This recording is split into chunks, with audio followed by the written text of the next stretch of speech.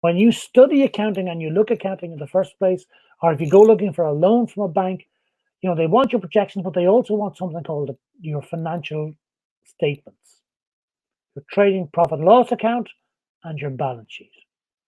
Now, these are bog standard, very straightforward accounting tools. Okay. If you look at this one here, first of all, this is a trading profit and loss account. And what a trading profit and loss account basically shows is what does your sales look like?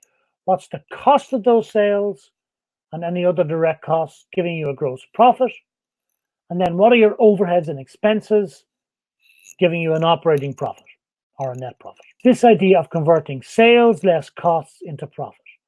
Now, what it does is it breaks down sales into the cost of goods sold and other costs. So what the trading profit and loss account is, it presents a report on the year or on the month. How much did we bring in sales? How much did it cost us? How much did we expend on other costs? And what's our net profit for the month?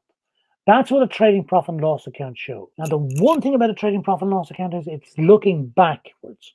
It's always looking at a period, so at the month or the 6 months or the year. Normally it's for the year ending 31st of December 2018, for the year ending 31st of December 2017. Now, if we have trading profit and loss account over a number of periods, that is important, because what that does allow us to do, it allows us to compare progress, doesn't it? It allows us to see, well, okay, are sales increasing month on month? Are they increasing year on year? Are we making a regular profit? Are we making a super profit? Or are we losing money? And we start to unpick that equation in terms of profit equal to sales minus costs. So trading profit and loss account is really, really important, but it's backward looking. What that normally goes hand in hand with is a balance sheet.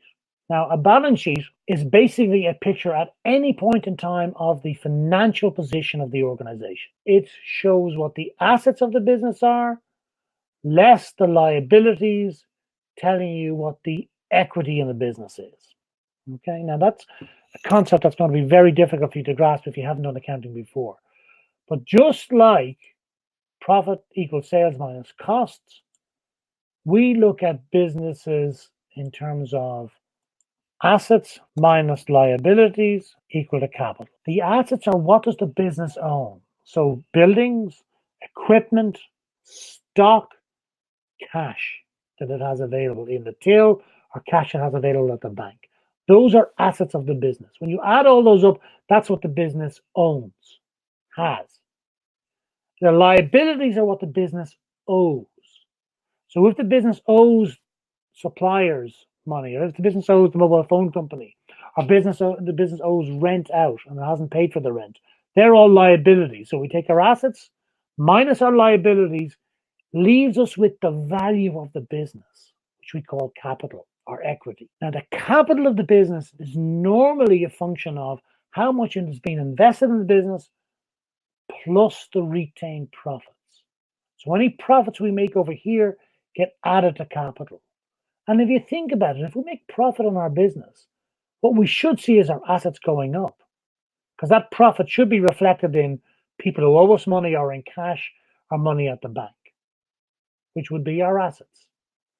So our trading profit and loss account is how much activity we've done during the year, and our balance sheet is what does our business look like at the end of the year. Now, both of those statements are really backward looking. They're only produced after the fact. We can't do a trading profit and loss account until after the period, and we can't produce a balance sheet until after the point in time. But they're still very important. But we also need to look at cash flow and cost accounting.